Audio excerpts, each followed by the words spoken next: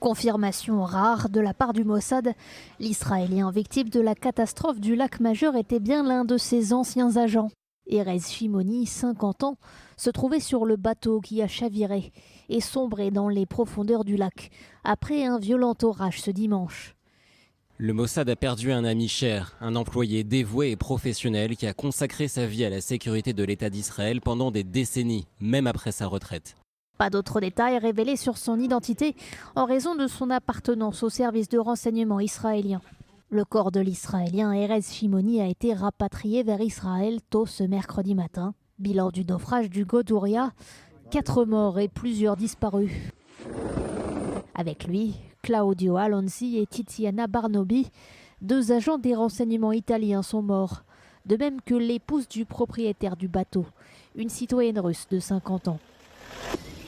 Vacances qui ont mal tourné, réunions de travail ou opérations de renseignement conjointes tenues secrètes. Le mystère demeure. Déclaration des services de sécurité italiens, les passagers réunis, une vingtaine, célébraient un anniversaire, des retrouvailles entre vieilles connaissances.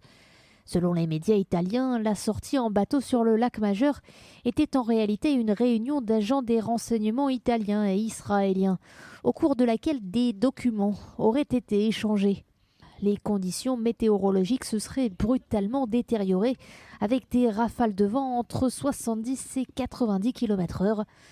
Un tourbillon se serait formé et aurait alors fait chavirer le bateau, qui se serait retourné en à peine 30 secondes. Le Mossad aurait demandé des clarifications à l'Italie.